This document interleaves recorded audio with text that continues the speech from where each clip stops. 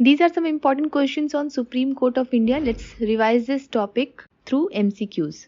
Consider the following statements. The writ jurisdiction of the High Court is wider than that of the Supreme Court. This is true. High Court fundamental rights के अलावा दूसरे matter में भी writ issue कर सकती है. Supreme court केवल fundamental rights में रिट इशू करती है. Second, the president can confer the power to issue writs for other purposes on supreme court. ये प्रेसिडेंट के पास ये पावर नहीं है सुप्रीम कोर्ट को कोई पावर देने का, ये पार्लियामेंट के पास पावर है. So answer will be 1 only.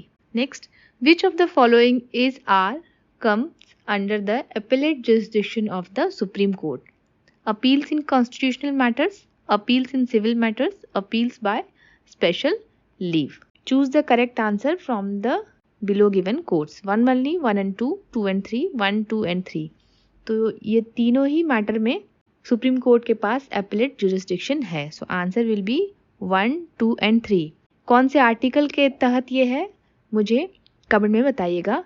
Which of the following is are powers of the Supreme Court? It decides the disputes regarding the election of the president and the vice president. Correct. It inquires into the conduct and behavior of the chairman and members of the Union Public Service Commission on a reference made by the president. This is also true. It has the power to review its own judgment or order. इसको क्या बोलते हैं जब court अपने ही judgement को review करती है? Court of record. So answer will be 1, 2 and 3. Next, which of the following article of the Indian Constitution is not related to the provision of judicial review? Article 13, Article 32, Article 112, Article 131. Article 13 तो fundamental right से related है. So obviously judicial review से related है क्योंकि ये court को power देती है अगर गवर्नमेंट कोई ऐसा लॉ बना रही है जो अगेंस्ट जा रहा है आर्टिकल 13 के तो उसको जुडिशियल रिव्यू कर सकती है. आर्टिकल 32 जो कॉन्स्टिट्यूशनल रेमेडीज देती है तो ये भी जुडिशियल रिव्यू का पावर देती है कोर्ट को. आर्टिकल 131 एपेलेट जुरिस्डिक्शन है कोर्ट का. So only article which is not related to the provision of judicial review is article 112. So answer will be article 112. Article 112 किस सब्जेक्ट के लिए है कमेंट में बताइएगा. Next, consider the following statements. The constitution declares Delhi as the seat of the supreme court. True. The Constitution authorizes the Chief Justice of India to appoint other place or places as seat of the Supreme Court. This is also true. So both the statements are correct, both 1 and 2. Next, which of the following article of the Indian Constitution deals with the references made by the President to Supreme Court? Article 112, Article 123, Article 142, Article 143. Answer is D, Article 143. और ऐसे में जब supreme court कोई advice देती है president को तो president is not bound by the advice. President उस एडवाइस को मान भी सकते हैं और नहीं भी मान सकते हैं. Next, consider the following statements. The constitutional cases are decided by a bench consisting of at least 5 जजेस.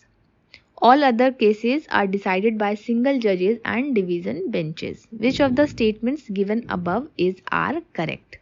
तो कॉन्स्टिट्यूशनल केसेस में 5 जजेस का बेंच होता है, ये करेक्ट है. और बाकी सारे में सिंगल जजेस होते हैं, डिवीजन बेंचेस होता है, ओपन जजमेंट होता है.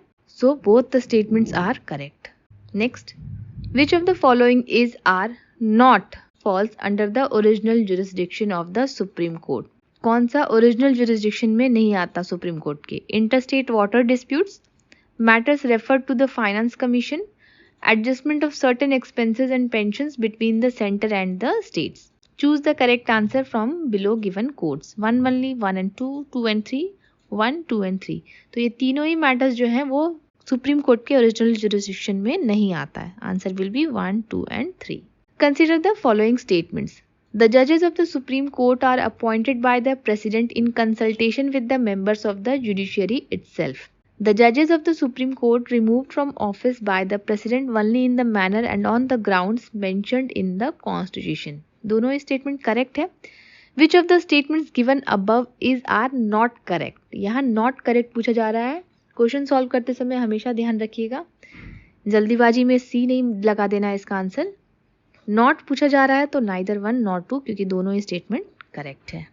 तो इस तरह से क्वेश्चंस जरूर सॉल्व कीजिएगा किसी टॉपिक को पढ़ने के बाद, तभी समझ में आएगा कि टॉपिक आपका कंप्लीट हो गया है.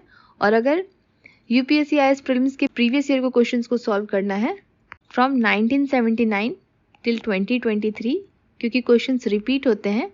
There is a compilation, link होगा डिस्क्रिप्शन में, वहां से आप ले सकते हैं। Subscribe to the channel. Thanks for watching.